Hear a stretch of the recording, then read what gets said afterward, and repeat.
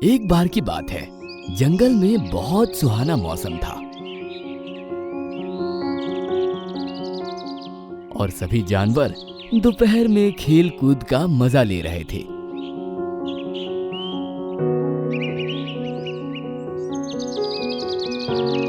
तभी जमीन में अजीब तरह की धमधमाहट होने लगी।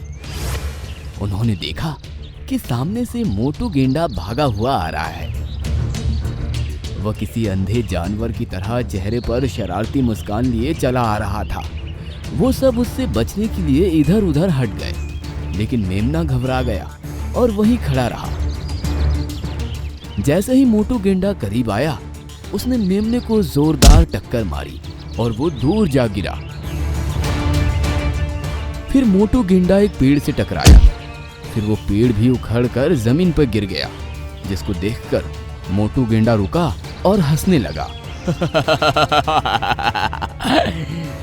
सभी जानवर घबराकर मेमने के पास गए और उसको देखने लगे।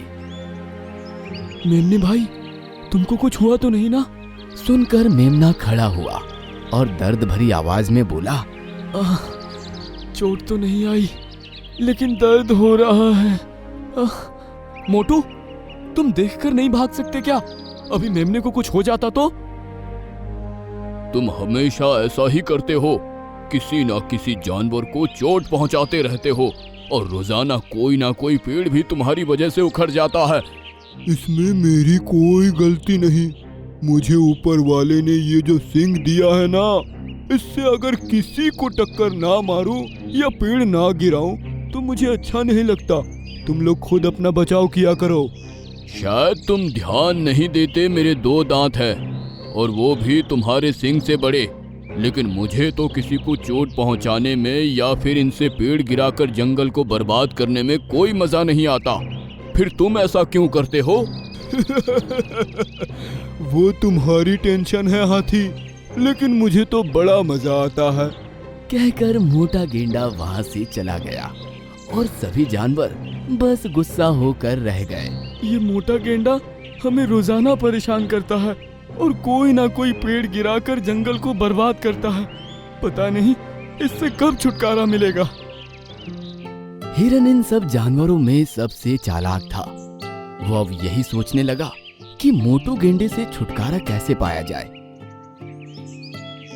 एक दिन वो हाथी और मेमने के साथ ऐसे ही जंगल में टहल रहा था।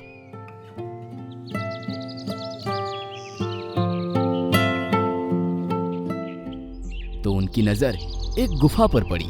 देखो दोस्त, ये गुफा कितनी बड़ी है और इसके अंदर कितना अंधेरा है। चलो चलकर देखते हैं। सभी उस गुफा के करीब गए और उसके मुंह पर जाकर उन्होंने देखा कि वो गुफा बहुत गहरी है और आगे जाकर उसमें बहुत अंधेरा है। हिरन ने देखा कि उसके करीब एक बड़ा सा पत्थर है, जो कि गुफा के मुंह से थोड़ा बड़ा मालूम होता है। हाथी, ये सामने बड़ा सा पत्थर पड़ा है, क्या तुम इसको खसका सकते हो? ये तो काफी बड़ा है, लेकिन मैं कोशिश करके देख सकता हूँ। कहकर हाथी उस पत्थर के पास गया और उसको धीरे धीरे खिसकाने लगा। जब वो पत्थर गुफा के मुंह के करीब पहुंचा तो हिरन बोला, बस बस, अब रुक जाओ हाथी। उसकी आवाज सुनकर हाथी रुक गया। देखना, अब हमें इस मोटू गेंडे से छुटकारा मिल जाएगा। हाँ, तुम्हारी बात समझ में नहीं आ रही दोस्त। सुनकर हिरन ने सबको अपना आइडिया बताया और फिर सभी खुश हो गए। शाम के टाइम वो सभी अपनी उसी जगह पर खेलने लगे। फिर जमीन में तेज धमधमाहट होने लगी, जिससे उनको समझ आ गया कि मोटू गेंडा आ रहा है। सब एक तरफ हो गए और मोटू गेंडे ने एक और पेड़ उखाड़ फेंका और फिर वहीं खड़ा होकर हंसने लगा। बाकी सारे जानवर भी उसके साथ हंसने लगे तो वो चौंक पड़ा। क्या हुआ? तुम लोग क्यों हंस रहे हो? तुम्हें पता नहीं मोटू, जंगल में एक नया गेंडा आया है और वो तुमसे लड़ना चाहता है। अब हमें तुमसे छुटकारा मिल जाएगा। तुमको लगता है मेरी जगह कोई और ले सकता है? हाँ, हमने उसको देखा है, वो तुमसे कहीं ज्यादा ताकतवर है और वो कह रहा है कि तुमको इस जंगल से डरा कर भगा देगा। सुनकर मोटू गेंडा गुस्सा हो गया और बोला, अच्छा, तब तो मैं यहीं रुककर उसका इंतजार करता हूँ। आज उसको मार कर ही जाऊंगा। सुनकर सभी जानवर एक साथ हंसने लगे और हिरन बोला, हाँ, हमें उसकी गुफा पता है। अगर तुम में हिम्मत है तो बताओ, क्या अभी उससे मुकाबला करने के लिए तैयार हो? बिल्कुल, चलो, कहाँ है तुम्हारा वो नया गेंडा जो मुझसे मुकाबला करने की हिम्मत रखता है? सुनकर सभी जानवर एक दूसरे को देखकर खुश होने लगे। उनको उनका आइडिया कामयाब होते हुए नजर आ रहा था। फिर वो सब उसको लेकर उस गुफा की तरफ चल गए। क्यों मोटू, क्या तुमको उसे पुकारने में डर लग रहा है? सुनकर मोटू गुस्सा हो गया और गुफा के मुंह पर जाकर चिल्लाया, ओए गेंडे, अगर हिम्मत है तो आ मेरा सामना कर। उसने इतना कहा और फिर उसी की गूंज थोड़ी देर बाद उसको वापस सुनाई दी। ओए गेंडे, अगर हिम्मत है तो आ मेरा सामना कर। अरे देखो, वो तो तुमको अभी भी ललकार रहा है। क्या तुमको अंदर जाने में डर लग रहा है? मैं अभी इस गुफा में जाकर उसको खत्म करके आता हूँ, फिर तुम लोगों को पता चल जाएगा कि कौन किससे डरता है।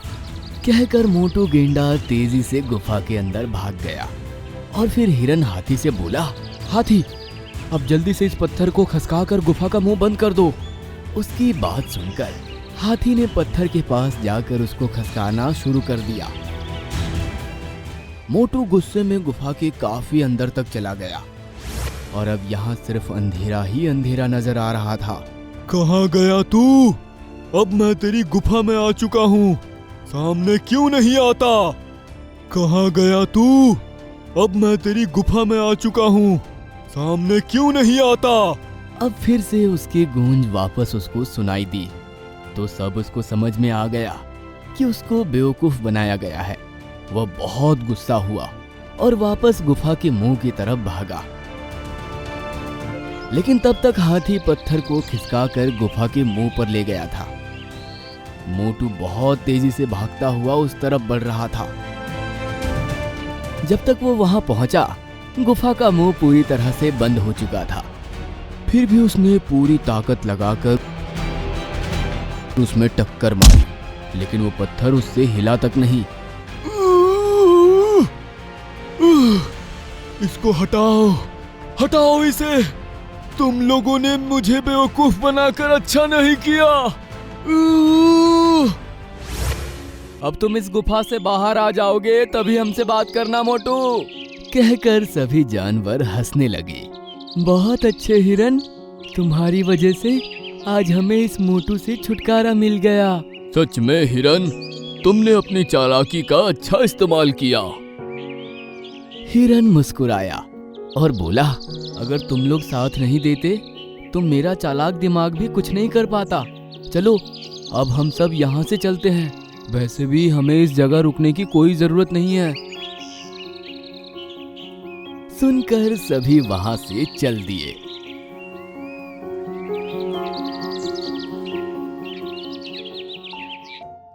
अंदर गुफा में बंद मोटू को अब अंधेरे की वजह से कुछ भी नजर नहीं आ रहा था।